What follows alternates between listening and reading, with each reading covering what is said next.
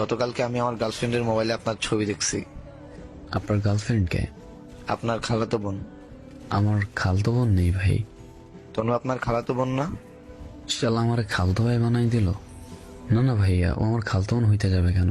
যাই হোক, ওর সাথে নাকি মাঝে মাঝে আপনার কথা হয়, তাই বলে দিচ্ছি ওরে আর কখনো মেসেজ দিবেন না। নেক্সট টাইম মেসেজ দিলে খারাপ হবে বলে রাখলাম। ভাইরে, ক্ষমতার হয়ে আমরা দেখাইস না।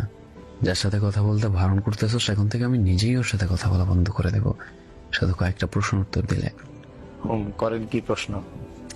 প্রথম, আপনাদের রিলেশন কতদিনের? 2.5 মাসে ও আমাকে পছন্দ করত, আর আমি কলেজে পড়ি আর ও স্কুলে পড়ে। আসতে যেতে দেখা হতো, তারপর একদিন আমাকে সে প্রপোজ করে।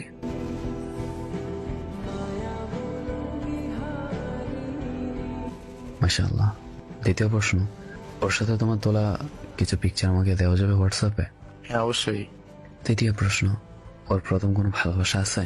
না, আমি ওর প্রথম ভালোবাসা। তবে শুনছি আপনি নাকি ওর পছন্দ করেন, তাই মাঝে মাঝে অনেক জ্বালাতন করেন, তাই রাগ হয়ে মেসেজ দিলাম।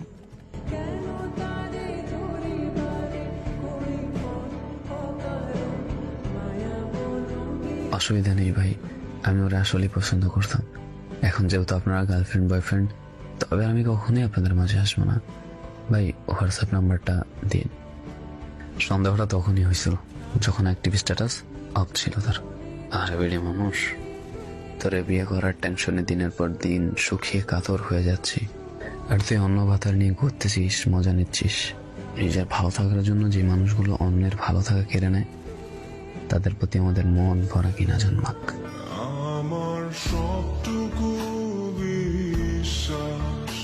শরীর কেমন আছে? অসুস্থ শরীর আর কেমন থাকবে, যেমন থাকার কথা এমনই আছে। তোমার কি অবস্থা? আমি ভালোই ছিলাম, কিন্তু এখন খারাপ লাগছে। কেন, কি হয়েছে? অসুস্থ শরীর নিয়ে পার্কে ঘুরতে যাওয়া যায়, এইটা আমি আগে জানতাম না। তুমি এই পিক কই পাইছো? আর তুমি কই ছিলে তখন? আসলে আমি বিকালে হাসপাতালে গেছিলাম, বড় আসার সময় রাতুলের সঙ্গে দেখা হচ্ছে। পরে বললো ডাক্তারের কাছে কেন গেছি, এই সেই ইত্যাদি। রাতুলটা আবার কে?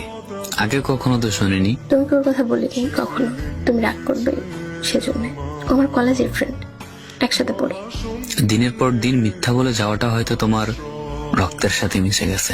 কি বলো এসব? তোমার হাতের চুড়িগুলো তার মানে ওই ফ্রেন্ডেই দিছে তোমারে? আরে বাবা, এমন আহামরি কিছু না, এটা ভুল বুঝো কেন। ও জাস্ট ফ্রেন্ড হয়। তাছাড়া তুমি তো জানোই আমি তোমাকে কতটা ভালোবাসি, আর তোমার সাথে কথা না বললে আমি ভালো থাকতে পারি না। তুমি বুঝো না? আমার তো বোঝার প্রয়োজন নেই, তোমার হাতে থাকা চুড়িগুলো এখন ভিডিও কলে এসে ভেঙে ফেলবে। আজও এমন ব্যবহার করলে কিন্তু আমি অনলাইনে আসবো না। আসতে হবে না, যা বলছি তাই করো, নয়তো আজকের পর থেকে আর কথা বলবো না। যা ইচ্ছে করো, আমি অনলাইনে আসবো না। অনলাইনে না আসার অজুহাত দিয়ে কয়দিন? হোয়াটসঅ্যাপে তো ঠিকই ভাতারে আদর দেওয়া, চিনা হয়ে গেছে তোমার আমার। আল্লাহ হাফেজ। আর অনলাইনে আসলেও আমাকে এসএমএস দেওয়ার চেষ্টা করিও না।